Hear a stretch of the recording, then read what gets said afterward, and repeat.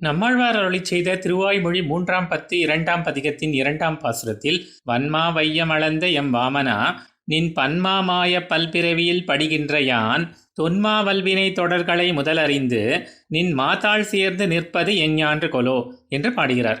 எம்பெருமானே, நீயே முன்வந்து அனைவரின் கண்களுக்கும் தெரியும்படி வாமனமூர்த்தியாய் நின்ற போதிலும் மகாபலிக்கு இருந்த இரக்கம் கூட மற்றவர்களுக்கெல்லாம் இல்லையே. இப்படி கடினமான இதயத்தை கொண்டிருந்த உலகத்தோர் முன்னிலையில் மகாபலியின் தோள் வலிமை காரணமாக அதுவரைக்கும் யாருக்கும் கிட்டாமல் இருந்த பூமியை மீட்டு தாமரையிலே உதித்தவளான மகாலட்சுமி மற்றும் பூமாதேவி ஆகிய இருவரும் பிடித்துவிடும்படி உள்ள மென்மையான திருவடிகளால் கரடுமுரடாக உள்ள பூமியெல்லாம் அளந்தாய். இப்படி வாமன வேஷம் தரித்து வந்தது என்னை கவர்வதற்குத்தானே?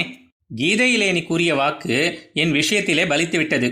3 குணங்களுக்கு இருப்பிடமானதும் உன் திருவிளையாடலுக்கு கருவியானதும் குண வேற்றுமையாலும் காரிய வேற்றுமையாலும் பலவகைப்பட்ட பொருள்களாக விரிவடைவதும் கடப்பதற்கே மிக அரிதான மகாமாயை என்பதுமான மூலப்பிரகிருத்தியின் சம்பந்தம் காரணமாக பலவிதமான பிறவிகள் ஏற்படுகின்றன.